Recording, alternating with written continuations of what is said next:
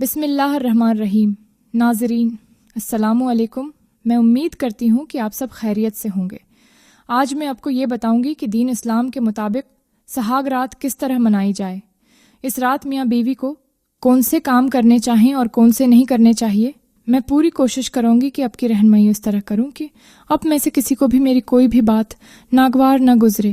آئیے ویڈیو کا آغاز کرتے ہیں۔ سب سے پہلے جب آپ اپنے سہاگ رات والے کمرے میں داخل ہوں تو اپنی بیوی کو سلام کریں۔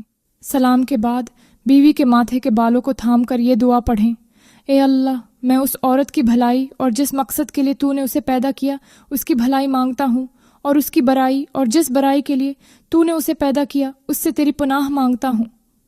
یہ دعا بیوی کے ماتھے کے بال پکڑ کر پڑھنی چاہیے، مگر دیا پڑھنے سے پہلے بیوی کو بتا دیں کہ آپ دعا پڑھنے لگے ہیں، ورنہ وہ گھبرا سکتی ہے کہ ابھی پہلی رات ہی سے بال پکڑنا شروع کر دیا، پتہ نہیں آگے کیا ہوگا۔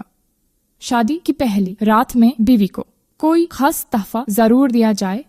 یہ تحفہ کچھ بھی ہو سکتا ہے، جیسے کہ کوئی انگوٹھی، گھڑی، پرفیوم یا کوئی بھی پسندیدہ چیز ہو سکتی ہے جو آپ کے دل کو اچھی لگے۔ بیوی کو اس رات مٹھائی بھی کھلا سکتے ہیں، اور اگر اپنے ہاتھوں سے محبت سے کھلائیں تو یہ محبت بڑھانے کا خوبصورت طریقہ ہے۔ اس کے بعد اپنا اور اپنے خاندان کا مختصر تعارف کروائیں اور اپنی پسند و ناپسند بیوی کو واضح طور پر بتائیں تاکہ وہ آغاز سے ہی آپ کو سمجھ سکے، کیونکہ پہلی رات کی نصیحت بیوی کو ساری زندگی یاد رہتی ہیں اور یہ باتیں عورت کے دل میں ہمیشہ کے لیے نقش ہو جاتی ہیں۔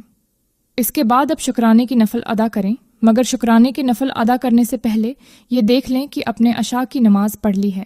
اگر نہیں پڑھی تو پہلے عشاء کی نماز ادا کریں، پھر اس کے بعد شکرانے کی نفل نماز پڑھیں۔ کئی لوگ سہاگ رات کو عشاء کی نماز چھوڑ دیتے ہیں، یہ صحیح نہیں ہے۔ آپ اپنے رب کو ضرور یاد کریں اور اس کا شکریہ ادا کریں، اور شکریہ ادا کرنے کا سب سے بہتر طریقہ نماز کا ہے۔ اپنے نماز اکیلے نہیں پڑھنی بلکہ اپنی بیوی کو بھی نماز کی تلقین کرنی ہے۔ اس کے بعد اگلا مرحلہ آتا ہے جنسی تعلق کا۔ یہ بات یاد رکھیں کہ شادی کی پہلی رات میں بیوی کے ساتھ جسمانی تعلق بنانا کوئی ضروری نہیں ہوتا۔ بعض عورتوں کے ماہواری کے دن ہوتے ہیں، بعض عورتیں بہت گھبرائی ہوتی ہیں، اس لیے یہ کام بیوی کی خوشی اور اس کی چاہت کے ساتھ ہونا چاہیے۔ اگر بیوی راضی ہو تو نرمی، محبت اور عزت کے ساتھ تعلق قائم کیا جا سکتا ہے، لیکن زبردستی ہرگز نہیں کرنی چاہیے۔ زبردستی کرنے سے عورت کے دل میں یہ تاثر پیدا ہو سکتا ہے کہ مرد صرف جسمانی خواہش پوری کرنے کے لیے شادی کرتا ہے۔ مباشرت کے وقت مکمل برہنہ ہونا منع نہیں، مگر بہتر یہ ہے کہ چادر یا کپڑے سے کچھ حصہ ڈھانپ لیا جائے، یعنی برہنہ ہونا جائز ہے، مگر حیا اور تہذیب کا تقاضا یہی ہے کہ کچھ پردہ باقی رکھا جائے۔ علماء کہتے ہیں خاوند اور بیوی کے درمیان کوئی ستر نہیں، اور خاوند اور بیوی کا ایک دوسرے کا شرمگاہ دیکھنا بھی جائز ہے۔ اسی طرح علماء کہتے ہیں جمار کے دوران خاوند اور بیوی کا مکمل طور پر برہنہ ہونا ادب کے خلاف ہے، لیکن ناجائز نہیں ہے۔ میں نے بہت سے علماء اور دار الافتہ سے معلومات کی ہے، وہ کہتے ہیں شریعت میں حرام چیزیں صرف دو ہے: حیض کی حالت میں جماع کرنا اور دبر میں جماع کرنا۔ مباشرت کے بعد فوراً بیوی سے الگ نہ ہوں، بلکہ کچھ وقت پیار بھرے انداز میں بات کریں تاکہ عورت کو منزل ہونے میں ٹائم مل جائے اور وہ بھی اب کے ساتھ فارغ ہو جائے۔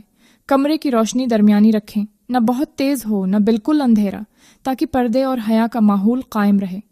روشن کمرے میں مباشرت بھی جائز ہے، لیکن مدھم روشنی بہتر ہے۔ مباشرت کے بعد غسل جنابت کرنا مستحب ہے، لیکن فوراً نہ کریں کیونکہ جسم گرم ہوتا ہے۔ تھوڑا وقت گزرنے دیں، پھر غسل کریں۔ اگر اسی رات دوبارہ مباشرت کی خواہش ہو تو غسل کرنا بہتر ہے، لیکن بغیر وضو بھی جائز ہے۔ البتہ وضو یا غسل کر لینا افضل ہے۔ سہاگ رات کی باتیں کسی سے شیئر کرنا حرام اور گناہ کبیرہ ہے۔ اکثر لوگ صبح دوستوں سے پوچھتے ہیں کہ رات کیسی گزری، یا لڑکیاں اپنی سہیلیوں سے ایسے سوال کرتی ہیں جو سراسر شریعت کے خلاف ہے۔ ناظرین، یہ تھی نکاح کی پہلی رات سے متعلق اسلامی رہنمائی۔ کچھ لوگوں کو شاید میری یہ باتیں اچھی نہ لگی ہوں، مگر یہ بات یاد رکھیں کہ ہمارے مذہب اسلام میں نماز پڑھنے سے لے کر بیوی کے ساتھ ہمبستری کرنے کے زندگی کے ہر کام کرنے کا طریقہ بتایا ہے۔ مگر اس کے باوجود اگر آپ کو میری یہ باتیں اچھی نہیں لگی ہیں تو میں آپ سے اس پر معافی چاہتی ہوں۔ اللہ تعالی ہم سب کو دین پر چلنے، دین کو سمجھنے اور اس پر عمل کرنے کی ہمت اور توفیق دے، آمین۔ اب مجھے اجازت دیں، فی امان اللہ۔